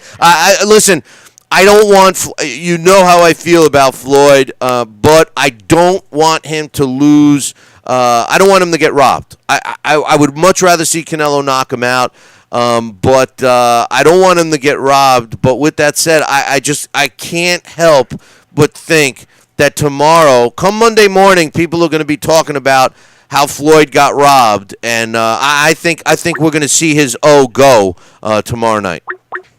Canelo looked like a king waiting to be crowned when he came out. You know, the way he just walked out there, he was so relaxed. Floyd tried to stare him down. Canelo just, he stared at him for a few seconds, and then he just, kind of gave that look like, whatever, we'll worry about this tomorrow night. And then the words he said afterward, and when they did the interview, he says, I was born for this. Right. That's a confident kid right there. Well, I saw the belt this morning as well, and you can't get. They might as well just had, how they have the big blings where it says, the one you wear that says Dax around your neck and stuff, and the big blings, and when Hector Macho come up, they should have just made the belt that said Mexico over it. I don't know. It's not looking good for Floyd when it comes to that. Floyd better. All Floyd followers have been saying that he's been working on his power. I think he's going to need. I hate to say it because he's so much more skilled than Canelo, but I think he needs a knockout to win this fight tomorrow night. Yeah, he just might, but it's just very interesting, and I just really love the way Canelo is. He's not cocky, he's not arrogant, but he's very confident, and he's not rattled whatsoever. And to see him so calm and relaxed like that, it's just, for a kid his age, it's just amazing. Whether or not he wins, we don't know, but it's amazing, and I'm just impressed by that. And no matter what happens afterwards, this kid's got a big future. And Lucas Matisse, for everybody who said that he looked sucked up, he didn't look very sucked up to me. Matter of fact, he looked in fantastic shape. No, he's listen, man. Every dog has his day, and maybe tomorrow is Floyd's. Hey, John from LDL TV's got a question for you, Mr. Khan. Hey, Dax, I was just looking up close in the weigh-in. Canelo is the most un-Mexican looking guy I've ever seen. This guy looks like he's right out of... First of all, he looks like he's about 16. They showed him up close. And he looks like he's right out of some little town in Ireland or something. I've never seen a Mexican guy that looks like that. And I looked up Canelo. It means cinnamon in he looks Spanish. like the UPS guy from their neighborhood. Cinnamon horse. I'll tell you what. He's unbelievable. The Mexican people, they do mix with the Irish a lot. I have a cousin, my cousin Lynette's husband, Joey. If you ever meet him, you've never seen a 6'5" Mexican who, is, I believe it's his mother who's half Irish. His mother's Irish. He's half Irish, and they got other people in the family. Matter of fact, my stepson, he's half Mexican. He's got red hair. So, it's not the first time I've seen it. Those Mexicans and the Irish, I don't know what it is, why they breed together, but you know what? They make some big people. And, I'll be honest with you, there's something kind of scary about an Irish guy that big coming after you. Or a Mexican that big coming after you, I should say. There's nothing scary about Kevin McBride coming after you. No, unless he's drunk. But, hey, Dax, I appreciate the call, and have some fun tomorrow. Make sure you call in during our live broadcast, man. Yeah, listen, John, do me a favor. Make sure Billy doesn't get too drunk over at Miller's Ale House. I want back the nameplate. I told him he can borrow it, but he cannot lose it. My wife will have a fit. All right, have a good night, guys. Thanks, Dax. Dax Khan thinks I'm nuts, I think, for switching my pick. I know we had some people trying to call in. We will keep the phone lines open. We may go a little longer to accommodate a couple of calls. 845-228-8710. If you, what nameplate's he talking about? Hit the nameplate around my neck? Oh. But anyway, we got somebody else on the line. What's your name? Where you be calling from, man? I'm Andrew from Calgary, Alberta. All right, we got a Canadian fan calling. What's your thoughts on the big fight? Well, first of all, I keep hearing people say that Canelo looks Irish. I personally think that he looks like somebody out of Mayberry. He looks like Ron Howard from the Andy Griffith Show. Yeah, I'm seeing that in here. I'm seeing that in the chat room right now. I said with Ron Howard with hair, right? When he used to have hair. You're right. Who do you think is going to win the fight? I personally think that Floyd's going to win. I was kind of shocked and kind of did a when you said that you were picking Canelo, but then I heard about the belt with the Mexico on it. I'm like, I don't want to believe that it could be an ugly decision that's not deserved, but still. Listen, man, I tell you what, Andrew, I had been for 2 months. I've been saying that this fight will not be close. I said Mayweather will win the fight, and from a skill set, there's no question that Mayweather has the better skills. But, this last week, maybe 10 days that we've been discussing it and seeing all the money that's floating around and all the potential money that can be made. And I'm not talking about the two fighters. I'm talking about all the other snakes that are involved with the production like this. It's just astronomical of how much money could be made with the rematch. It would be by far the biggest draw in the history of the sport. And because of that reason, I really think there's going to be some shenanigans going on, and that's why I changed. I literally changed my pick tonight. I had no intention of picking Canelo, and then I think the weigh-in helped me. He came in on point. I think the fact that he is not showing any kind of, backing down or being psyched out by Mayweather's, tough guy act and all of that stuff. I really think. It's very hard to be intimidated by somebody who speaks a language you can barely understand. Good point. He doesn't. But it's the stare downs and stuff that people get intimidated by Floyd. Basically, the mystique that surrounds him, plus his pedigree, and it's not fazing this kid. And there's always there's always somebody better, and somebody's reign always ends, and especially in the sport of boxing. And I just think it's going to end for Floyd tomorrow night. Very true. I just want to say, though, you keep mentioning all the snakes involved. I was very cautious about the Martinez-Chavez fight from last year because Chavez is the godson of Jose Suleiman, who runs the WBC. But, when that fight happened, the scores were very accurate to how everybody saw the fight. So, again, I don't want to believe in conspiracies, but then again, this is boxing. Well, Andrew, remember when Julio Jr. was smoking the joint, he didn't pass it over to everybody else. He was keeping it himself. So I think if he passed it along, maybe he's greedy like that. Who do you think in the Matisse Danny Garcia fight? Who do you like in that one? Before we let you go. I'm picking Lucas Matisse in 8 rounds. Yeah, no, I'm agreeing with you there, and you're giving Danny a couple extra rounds than I think. But Andrew, I appreciate you calling in. And hey, how's the weather in Alberta? I did a fight up there one time, out there, I should say. You're what, 2 hours behind us, right? That's right. Yeah, It's very sunny and warm here today. I'm a bit cautious because I'm expecting God to suddenly dump a few tons of snow on us because he likes to do that around September. I forget what month I was there, but it was freezing cold. I did a fight. It was on your cable channel. Is it called Sportsnet or something? That's right. Sportsnet. Yeah. I did a show out there one time. But anyway, I appreciate you calling, and have fun watching the fights tomorrow. And we'll look forward to you calling in sometime in the future. All right? Thank you. Thanks a lot, Andrew. Andrew from Alberta, Canada, picking Matisse and Floyd. He's hoping that everybody's honest and home true. So anyway, as we wrap it up here, do we have another caller? Oh, okay. If John was manning the phone call, so if somebody wanted to get their final thoughts in, you're running out of time. And as a matter of fact, you just ran out of the time. But anyway, we want to thank our sponsors for this week, although we're still going to be going strong tomorrow. And if you're in the South Florida area, make sure you stop by the Miller's Ale House on 1915 North University Drive. It's right here in Coral Springs. Make sure, give them a call if you want, 954-825-0574. Ask to speak with my man Kenny or Tony. Tony's going to be there all day tomorrow. It's $10 to get in the door, but then they got some drink specials that you're not going to want to stay away from. $7 Miller pitches, which we might have a couple of pitches of Miller around. Maybe $8.95 buckets of Bud. John had a couple of buckets of Bud yesterday. And $5 double drinks. And in case you forgot, it's double doers on the rocks for me. So when you come on into Miller's Ale House, you can grab a couple of doers for me. Also, we want to thank the TKO Network for making this possible. Check them out on their website, www.tkonetwork.com. Follow them on Twitter at thetkonetwork.com or TKO Network, and friend them on Facebook, The TKO Network.